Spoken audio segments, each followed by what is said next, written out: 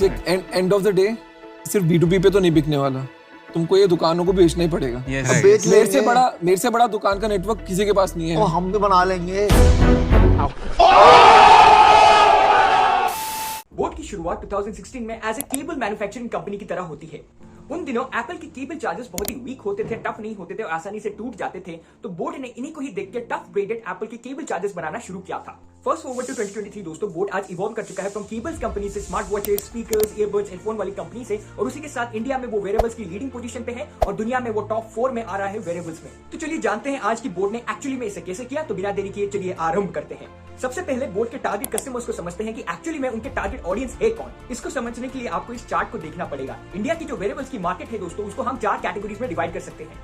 उस समय ultra premium यानी 15K प्लस में बोस एंड एप्पल डोमिनेट कर रहे थे। प्रीमियम कैटेगरी रेंज जो 10 से 15K के बीच में आती है उसमें JBL था। सब प्रीमियम की कैटेगरी यानी 5K to 10K में सेनहाइजर जैसे कंपनीज थी, और इकोनॉमिक प्लस अफोर्डेबल कंपनीज जो काफी लो पॉपुलैरिटी में थी, जो 1K से 5K में आती थी, उनमें 4 कंपनीज थी जिनमें Mivi, Noise, Skullcandy and the Boat था। लेकिन फिर भी दोस्तों बोट इन सबसे आज आगे निकल गया क्योंकि उन्होंने एक बहुत ही स्पेशल नीड को कैटर किया था और साथ ही साथ उन्होंने एक ऑसम मार्केटिंग स्ट्रैटेजी को यूज किया था। जो स्पेशल नीड उन्होंने कैटर किया था वो था टाइप्स ऑफ इंडियन गाने या टाइप्स ऑफ सॉन्ग्स के ऊपर। ऑन ए जनरल लेवल दोस्तों, जो भी इंडियन गाने बनते हैं वो बेसिकली ऑन ए जनरली बहुत ही हाई बीट्स वाले होते हैं, बेस बूस्टेड होते हैं, चाहे वो आप पंजाबी गाने देख ले या साउथ के BGM ट्रैक्स को सुन ले। और इसी स्पेशल नीड को कैटर करते हुए दोस्तों बोट के स्पीकर्स, हेडफोन्स ऐसे ही बने गए जो इन टाइप के गानों को बहुत अच्छी तरीके से प्ले कर सकते हैं and specially at a very cheaper price. Now सबसे बड़ा क्वेश्चन आता है कि इतने हाई क्वालिटी के headphones, earphones and speakers boat इतने सस्ते प्राइस में कैसे ला पाता है। वेल इसका आंसर बहुत से लोगों को पसंद नहीं आएगा। इसका आंसर है चाइना। तो बेसिकली बोट चाइना में जाके कॉन्ट्रैक्ट मैन्युफैक्चरिंग से ये सब प्रोडक्शन बनाता है क्योंकि at the end contract manufacturing China में काफी सस्ती है इंडिया के मुकाबले। Worry not guys, thanks to PLA team, Boat कोशिश कर रहा है कि अपने सारे प्रोडक्शन हाउस को वो इंडिया में वापस ले आए। उन्होंने डिक्सन टेक्नोलॉजी के साथ भी दोस्तों हाथ मिलाया है और एक इंटरव्यू के दौरान उनके CEO ने भी कहा है कि वो अराउंड 70% अपनी प्रोडक्शन की हाउस को इंडिया में वापस ले आएंगे। अब बात करते हैं बोट के सबसे खतरनाक और बेहतरीन मार्केटिंग स्ट्रैटेजी के बारे में जो उन्होंने यूज किया था। सबसे पहले दोस्तों उन्होंने सेलिब्रिटी एंडोर्समेंट मॉडल को बहुत अच्छी तरीके से यूज किया था और उसमें उन्होंने C.B.M का मॉडल यूज किया। CBM के मॉडल में C यानी क्रिकेट जिसमें पृथ्वी शॉ, शिखर धवन और हार्दिक पांड्या थे, B यानी बॉलीवुड जिसमें कार्तिक आर्यन एंड कियारा आडवाणी का एडवांटेज लिया गया, और M यानी म्यूजिक जिसमें नेहा कक्कर और दिलजीत दोसांझ को लिया गया। उन्होंने इस मॉडल को यूज करके दोस्तों बहुत अच्छी तरीके से उनके फैंस को इन्फ्लुएंस किया और अपने प्रोडक्ट को लोगों तक पहुंचाया और अपनी एक आइडेंटिटी बनाई।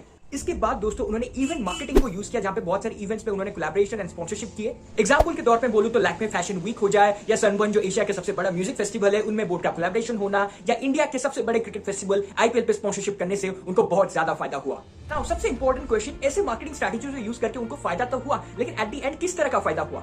तो जो आंसर है दोस्तों वो कुछ इस प्रकार है कि बोट अपने आप को from a simple commercial brand से अपने आप को एक बहुत अच्छा खासा लाइफस्टाइल ब्रांड की तरह पोर्ट्रे कर पाया था। जो काम उनके बाकी के कॉम्पिटिटर्स अल्ट्रा प्रीमियम या प्रीमियम या सब प्रीमियम कैटेगरी के प्राइस में कर रहे थे, बोट वो एक economy and affordable price range में करने में सक्सेसफुल हुआ। और इसी के कारण दोस्तों बोट को एक मास ऑडियंस भी मिल पाई, उनको स्ट्रॉन्गर अपील मिल पाई और इसीलिए उनका मार्केट साइज भी बढ़ गया। साथ ही साथ दोस्तों बोट ने अपने मार्वल कलेक्शन उसी समय निकाले जब मार्वल बहुत हाई पीक में और ट्रेंडिंग में चल रहा था, जिसके कारण उन्होंने मार्वल ऑडियंस को भी अपनी तरह रिटेन कर दिया। यही नहीं दोस्तों, फिर बोट्स ने एक कम्युनिटी बनाई जिसका नाम है बोट हेड्स। इस कम्युनिटी के फॉर्म होने से दोस्तों बोट को 2 चीजों का बहुत अच्छा फायदा हुआ। पहला तो यह है दोस्तों कि बोट अपने कस्टमर्स को एक कम्युनिटी में फॉर्म कर पाया जिसके कारण लॉयल्टी लेवल कस्टमर्स की बहुत ज्यादा बढ़ गई। और दूसरा जो सबसे इंपॉर्टेंट पॉइंट वो ये है दोस्तों कि बोट ने अपने आप को कन्वर्ट किया, वो कस्टमर की जरूरत यानी कस्टमर के नीड से कस्टमर की वांट यानी कस्टमर की चाहत बन गई।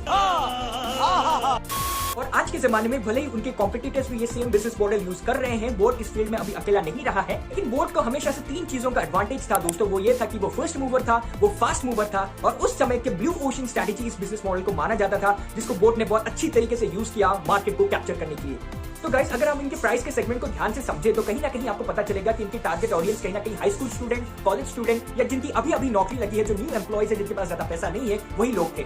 तो यही थे वो सारे रीजंस दोस्तों, जैसा कि आप देख सकते हैं, जिसके कारण बोट आज एक लीडिंग वेरेबल बन चुका है इंडिया में और वर्ल्ड में वो टॉप 4 में आ चुका है। एंड वी आर होपफुल कि वो आगे जाके और भी अच्छा करेंगे। विद दैट बीइंग सेड, इस केस स्टडी को मैं यहाँ पे रखूंगा। होपफुली आपको पसंद आया होगा। तब तक के लिए गुड बाय एंड जय हिंद।